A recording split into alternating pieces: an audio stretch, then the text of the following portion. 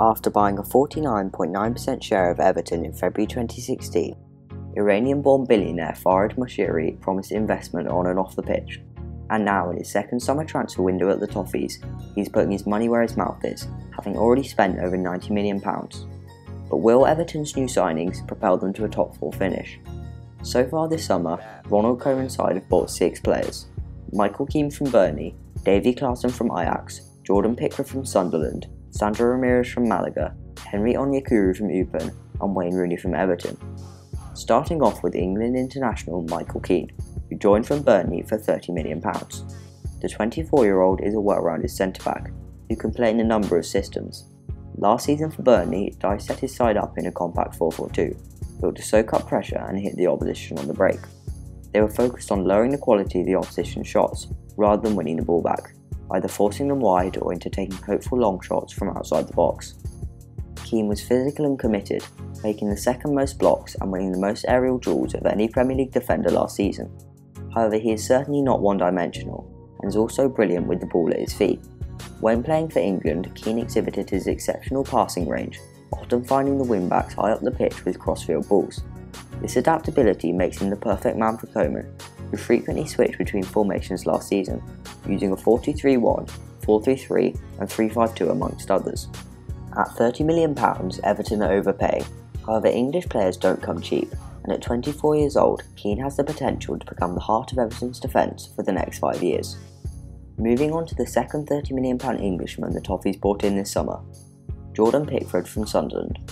For the Black Cats last season, the young goalkeeper was the only shining light in an awful season, and although he couldn't prevent them getting relegated, he prevented multiple seemingly inevitable thrashings. Pickford is not only an exceptional shot stopper, but also has great distribution, and at only 23 years old, Everton could have a world-class goalkeeper for over a decade. The third and final Englishman the Toffies have brought in so far this summer is Wayne Rooney, who returned to his boyhood club for free as part of Romelu Lukaku's £75 million transfer to Manchester United. When a 16-year-old Rooney broke onto the scene at Everton in 2002, and throughout the best parts of his career, he played as a striker. Now, 15 years on, and I believe that is still his best position, and how he should be utilised by Koeman.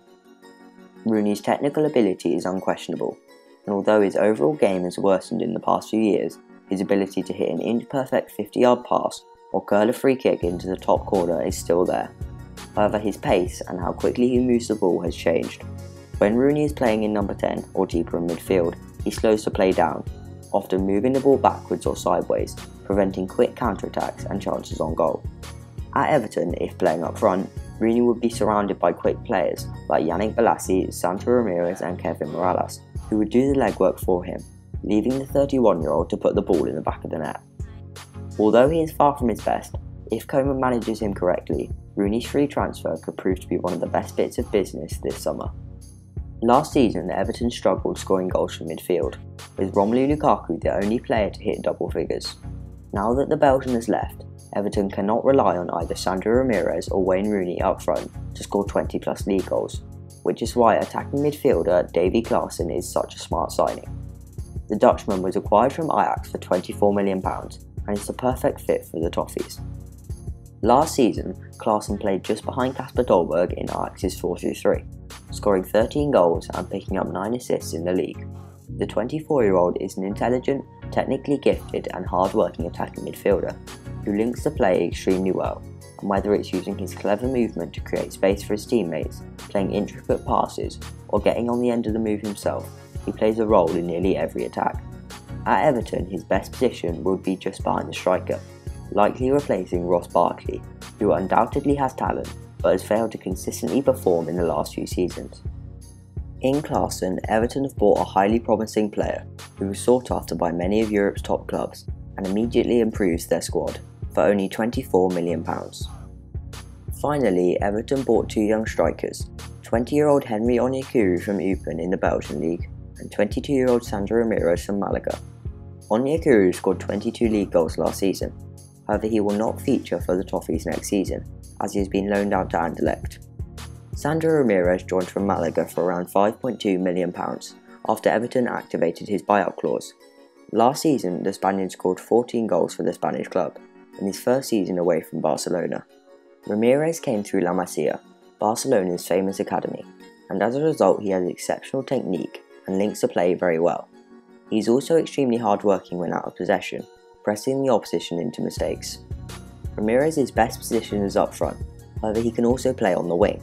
At Everton I think he should and will be played as a striker, challenging Rooney for the starting role. The 22-year-old is a clever signing from Everton, with the potential to become one of the Premier League's best strikers. Overall, although some would argue Everton have overspent on a number of players this summer, Koeman's side have brought in young yet established talent who can immediately slot into their first team. Despite this, I think they still need a couple more good signings if they are to break into the top 6, let alone the top 4, as Lukaku leaving is a huge blow. Thanks for watching. Let us know what you think in the comments below, and don't forget to like, share and subscribe.